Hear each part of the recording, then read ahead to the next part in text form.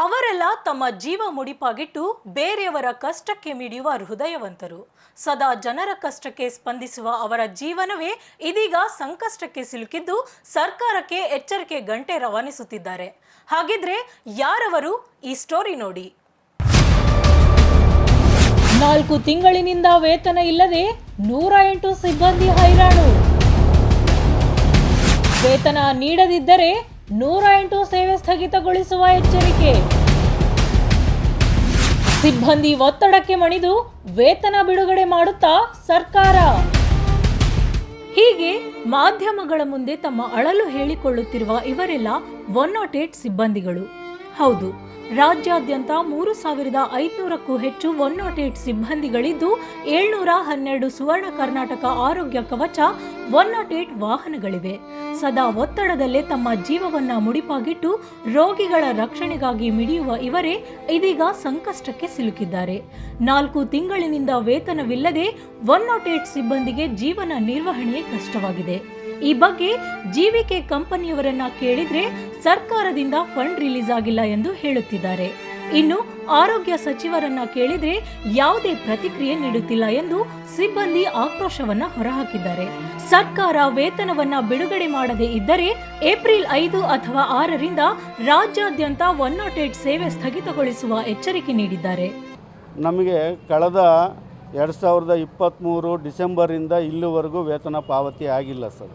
ಆಮೇಲೆ ಈ ಸಂದರ್ಭದಲ್ಲಿ ನಾವು ಕಾರ್ಯನಿರ್ವಹಿಸ್ತಕ್ಕಂಥ ಸ್ಥಳಗಳಲ್ಲಿ ನಾವು ಬಾಡಿಗೆ ಮನೆಗಳನ್ನ ಈಗಾಗಲೇ ಮಾಲೀಕರು ಖಾಲಿ ಮಾಡೋಂತೆ ತಾಕೀತು ಮಾಡ್ತಾಯಿದ್ದಾರೆ. ಕಾರಣ ಇಷ್ಟೇ, ನಾವು ಸಮಯಕ್ಕೆ ಸರಿಯಾಗಿ ಅವರಿಗೆ ಬಾಡಿಗೆನ ನೀಡ್ತಾ ಬರದೇ ಇರೋ ಕಾರಣ ನಮಗೆ ಬಾಡಿಗೆ ಮನೇಲಿ ಸಮೇತ ಇರಲಿಕ್ಕೆ ಬಿಡ್ತಾ ಇಲ್ಲ. ಈ ಸಂದರ್ಭದಲ್ಲಿ ಶಾಲಾ ಮಕ್ಕಳಿಗೆ ಶಾಲಾ ಪಾವತಿ ಶುಲ್ಕ ಮಾಡೋದ್ರಲ್ಲಂತೂ ತುಂಬ ವಿಳಂಬ ಆಗಿದೆ. ಹಾಗಾಗಿ ಕಳೆದ ಪರೀಕ್ಷೆ ಸಂದರ್ಭದಲ್ಲಿ ಹಲವಾರು ಮಕ್ಕಳುಗಳು ಹೊರಗುಳಿದಂಥ ಉದಾಹರಣೆಗಳು ಸಹ ಇದ್ದಾವೆ. ಸೊ ಹಾಗಾಗಿ ಇದನ್ನು ಸಚಿವರು ಆದಷ್ಟು ಬೇಗ ಈಗ ಆಲ್ರೆಡಿ ಸಚಿವರಿಗೆ ಮತ್ತು ಮಾನ್ಯ ಆರೋಗ್ಯ ಇಲಾಖೆ ಮತ್ತು ಕಾರ್ಮಿಕ ಇಲಾಖೆ ನಮ್ಮ ಸಂಸ್ಥೆಗೂ ಸಹ ಈಗ ಆಲ್ರೆಡಿ ಹಲವಾರು ಬಾರಿ ಮನವಿ ಮಾಡಿಕೊಡೋದ್ರ ಮುಖಾಂತರ ನಾವು ಅವ್ರಿಗೆ ಎಚ್ಚರಿಕೆಯೂ ಕೊಡ್ತಾ ಬಂದಿದ್ದೀವಿ. ಆದ್ರೂ ಇದರಲ್ಲಿ ಎಲ್ಲಿ ತಪ್ಪಾಗ್ತಾ ಇದೆ ಅನ್ನೋದು ನಮಗೆ ಗೊತ್ತಾಗ್ತಾ ಇಲ್ಲ. ದಾವಣಗೆರೆ ಜಿಲ್ಲೆಯಲ್ಲಿ 19 ಆಂಬ್ಯುಲೆನ್ಸ್ಗಳು ಕಾರ್ಯನಿರ್ವಹಿಸುತ್ತಿದ್ದು 107 ಸಿಬ್ಬಂದಿ ಹಗಲಿರುಳು ಜಿಲ್ಲೆಯಾದ್ಯಂತ ಕಾರ್ಯನಿರ್ವಹಿಸುತ್ತಿದ್ದಾರೆ. ಸದಾ ಕಷ್ಟಕ್ಕೆ ಮಿಡಿಯುವ ಮೂಲಕ ಸಕಾಲಕ್ಕೆ ಸ್ಪಂದಿಸುವ ಕೆಲಸ ಮಾಡುತ್ತಿದ್ದೇವೆ. ಆದ್ರೆ ಇದೀಗ ನಾವೇ ಕಷ್ಟಕ್ಕೆ ಸಿಲುಕಿದ್ದು ನಮ್ಮ ಕಷ್ಟಕ್ಕೆ ಸ್ಪಂದಿಸುವವರು ಯಾರು ಎಂಬ ಪ್ರಶ್ನೆ ಇದೀಗ ಸಿಬ್ಬಂದಿಗಳಲ್ಲಿ ಮನೆ ಮಾಡಿದೆ. ಟೋಟಲ್ ನಮ್ಮ ದಾವಣಗೆರೆಯಲ್ಲಿ 19 ಗಾಡಿ ಇದ್ದಾವೆ. 107 ಜನ ಪೈಲಟ್ ಮತ್ತು EMT ಗಳಿದ್ದಾರೆ. ನಮಗೆ ಸರಿಸುಮಾರಾಗಿ ಡಿಸೆಂಬರ್ ತಿಂಗಳಿಂದ ಇಂದು ಮಾರ್ಚ್ ತಿಂಗಳ ತನಕ ಸ್ಯಾಲ್ರಿ ಆಗಿರೋದಿಲ್ಲ. ಇದಕ್ಕೆ ಮಾನ್ಯ ಸಚಿವರು ಸ್ವಲ್ಪ ನಮ್ಮ ಕಡೆ ಗಮನ ಹರಿಸಿ ನಮಗೆ ಸ್ಯಾಲ್ರಿ ತಿಂಗಳ ಆಗುವಂತೆ ಮಾಡಬೇಕು. ಆಮೇಲೆ ಇರುವಂಥ ಸ್ಯಾಲ್ರಿನ ಸ್ವಲ್ಪ ಬೇಗ ರಿಲೀಸ್ ಮಾಡೋಕ್ಕೆ ಮನವಿ ಮಾಡಬೇಕು. 4 ತಿಂಗಳಿಂದ ಈ ರೀತಿ ಆಗ್ತಿದೆ. 4 ತಿಂಗಳ ತನಕ ಸ್ಯಾಲ್ರಿ ಆಗಿಲ್ಲ ನಮಗೆ. ಒಟ್ಟು ಎಂಟರ್ ಕರ್ನಾಟಕದಲ್ಲಿ ದಾವಣಗೆರೆ ತಾಲೂಕು ಅಂತೇನಿಲ್ಲ, ಸ್ಯಾಲ್ರಿ ಆದರೆ ಒಟ್ಟಿಗೆ ಆಗುತ್ತೆ ಸರ್. ಒಂದು ಡಿಸ್ಟಿಕ್ಗೆ ಆಗೋದು ಇನ್ನೊಂದು ಡಿಸ್ಟಿಕ್ ಆಗೋದೇನಿಲ್ಲ, ಒಟ್ಟಿಗೆ ಆಗುತ್ತೆ. 3,500 ಜನ ಏನಿದೀವೋ ಒಬ್ರಿಗೆ ಸ್ಯಾಲ್ರಿ ಆಯ್ತು ಅಂದರೆ ಅಷ್ಟಿಗೂ ಆಗುತ್ತೆ ಸ್ಯಾಲ್ರಿ.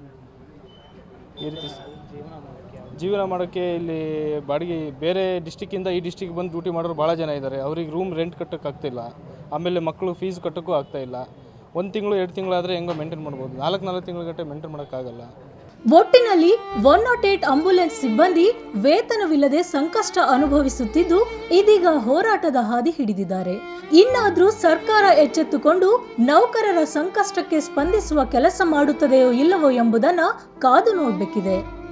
ಕ್ಯಾಮ್ರಾ ಪರ್ಸನ್ ಮಂಜುನಾಥ್ ಜೊತೆ ಸರಸ್ವತಿ, ಒನ್ ಕನ್ನಡ ನ್ಯೂಸ್, ದಾವಣಗೆರೆ.